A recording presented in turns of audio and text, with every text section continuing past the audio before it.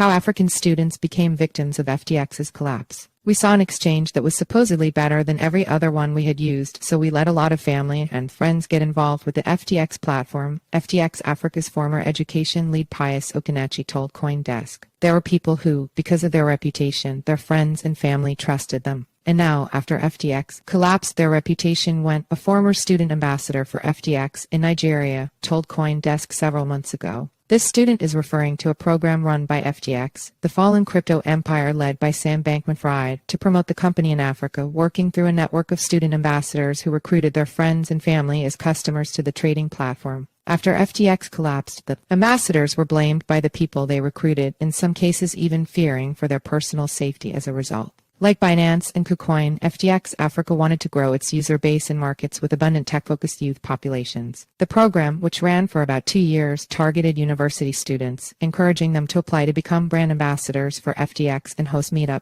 events on their campuses. The ambassadors received payment in return for their work. Most signed up but had no good knowledge of trading, said one person familiar with FTX's Ugandan student program, referring to how the students knew enough about crypto to know they could get rich, but not enough to know they might lose plenty of money as well. CoinDesk has viewed and verified a copy of the FTX contract, which says the students would receive 30% of transaction fees paid by people they referred to FTX plus an additional $500 per month based on performance. When FTX collapsed spectacularly last November, following CoinDesk reporting, people who had been brought to the exchange through ambassadors lost access to funds, some being life savings. I got a call from one of the ambassadors I worked with, said the student CoinDesk interviewed. He was crying because his referred users had invested 20 million naira because of him. Not just his own funds. People were just thinking they could save money on FTX and earn. At today's naira-dollar exchange rate, 20 million naira is about $26,000. It is unclear how many university students participated in the ambassador program, but the official FTX Africa Telegram group, where students, ambassadors, and investors communicated with each other, has more than 10,000 members. The channel has been closed to new messages for several months. At the time of the interview, the student ambassador we spoke to had gone to ground, fearing revenge from community members who put funds on FTX because of him. This particular ambassador has been off the radar for 5 months because people are looking for their money. People don't want to understand that this particular exchange went down.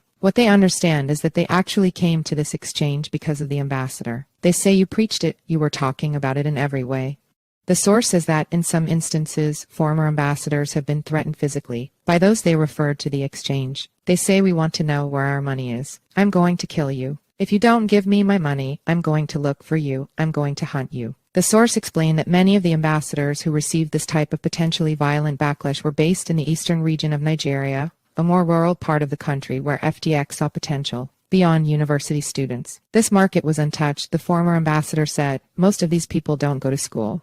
They started hosting events in states, not just targeting students now. Ambassadors in these areas were not just promoting the brand to their academic peers, but to the broader populations where they were based, and they took the fall when the exchange declared bankruptcy. The student program became a mainstay of crypto education at some top Nigerian universities, said CoinDesk contributor Olumide Desina. FTX was making a lot of noise, and in a matter of months, we learned that many Africans were leaving platforms for FTX, the Nigeria team for Bitcoin exchange Paxful wrote prior to its own suspension. The meetups were popular. The student CoinDesk spoke with said, everyone wanted to come, this person said. It turned into a meetup for crypto traders to come, learn, and connect. The brand ambassadors received $1 for every student who attended the meetups. Following the meetings, the students received a link to register their trading volumes. An algorithm built by FTX's team then calculated how much the ambassadors should receive as their share.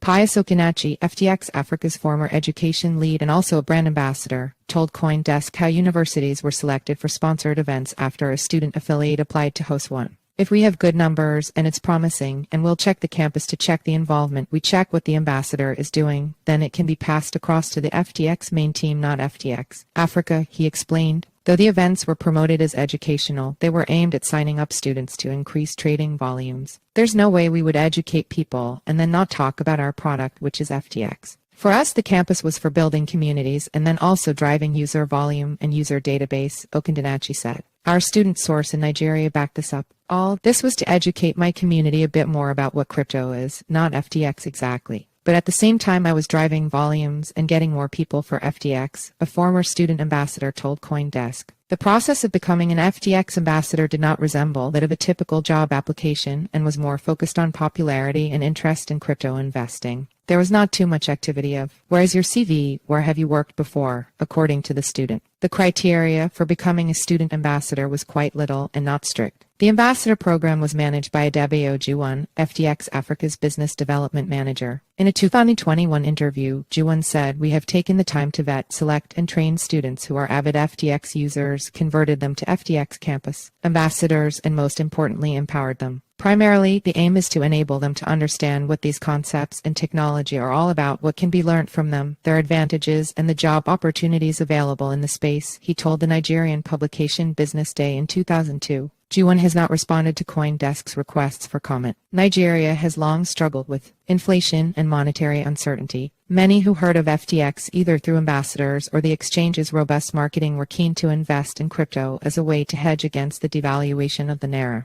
FTX was not only for crypto trading but also for converting local money into dollars, turning FTX into a de facto bank for locals, said Pius Okedinachi, FTX Africa's former education lead, said using crypto exchanges to convert local currency to dollar-pegged stablecoins like Tethers US became popular because buying dollars on the black market could come at a $200 premium over the exchange rate. FTX was known for relatively low trading fees by contrast. Due to the access of US dollars in Nigeria, a lot of people actually resolved to using crypto for payments of goods, services, extending FTX's reach and cryptocurrency adoption far beyond university students interested in a new technology, he stated. FTX's campus tour took in other African countries like South Africa and Ghana. That being said, Brendan Mwine, a former student ambassador for FTX in Uganda, claimed that the most impacted universities were in Nigeria, where the student program was most established.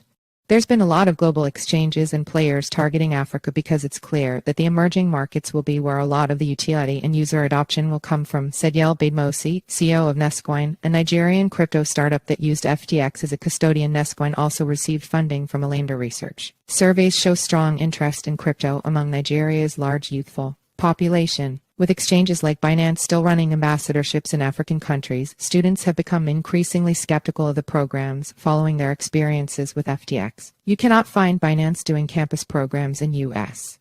universities and campuses, but they know Africa is a place where you can do things, speak to some regulators, and get as many users as you want. People are no longer thinking about working for a big exchange anymore. They're looking at how insured is this and how much of my reputation am I putting on the line, said the former FTX student ambassador.